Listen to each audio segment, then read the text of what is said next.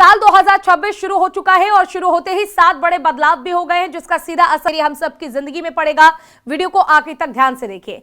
पहला बदलाव, 8वें वेतन आयोग को मंजूरी, जिससे बढ़ सकती है सैलरी। जी हां, जितने भी केंद्रीय कर्मचारी हैं, सरकारी अधिकारी हैं, उनकी सैलरी, पेंशन और अलाउंस को रिवाइज किया जाएगा।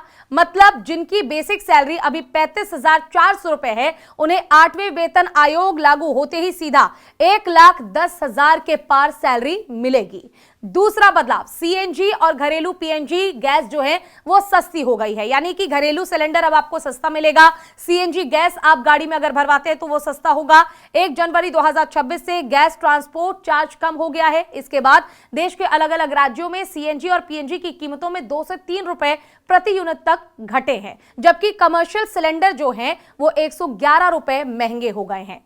तीसरा बदलाव, आईटीआर के नए स्लैब से पैसा बचेगा। न्यू टैक्स रिजीम के तहत आईटीआर फाइल करने पर अब 12 लाख रुपए तक की कमाई पर कोई भी टैक्स नहीं देना होगा। यानी अगर आप 12 लाख रुपए कमाते तो आपको टैक्स नहीं भरना होगा। नौकरी पेशा लोगों के लिए 75,000 के स्टैंडर्ड डिडक्शन के साथ छूट दी गई है, यानी 12,75,000 रुपए अगर आप कमाते तो भी आपको टैक्स नहीं देना होगा।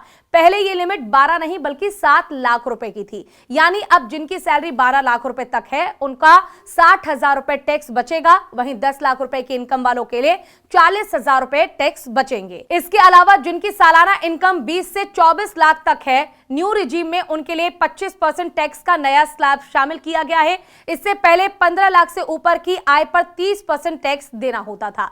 अब चौथा बदलाव, स्मॉल सेविंग स्कीम के ब्याज में कटौती की गई है। रिजर्व बैंक ऑफ इंडिया ने रेपो रेट 25 बेसिस पॉइंट घटाकर 5.25% कर दिया है। ऐसे में सरकारी बचत योजनाओं की दरें जो है वो कम होगी। अगर आपको भी सरकारी योजनाओं का लाभ मिलता है और आपको ब्याज देना पड़ता है तो वो दरें जो हैं वो कम हो जाएंगी। पांचवा बदलाव, कारें जो हैं, गाड़ियां जो हैं 2 से 3% महंगी हो सकती हैं। जी हां, जिसमें मारुति, टाटा, एमजी और हुंडई जैसी कंपनियों की गाड़ी शामिल है। छठा बदलाव, 12 जनवरी से रेलवे रिजर्वेशन के लिए आधार जरूरी होगा, यानी 12 जनवरी से ऐसे यूजर्स जिनका अपना आईआरसीटीसी अकाउंट आधार से लिंक नहीं है, वो सुबह 8 से रात 12 बजे तक टिकट बुक नहीं कर सकेंगे। यह नियम केवल रिजर्व टिकट बुकिंग खुलने के पहले दिन के लिए ही लागू होगा।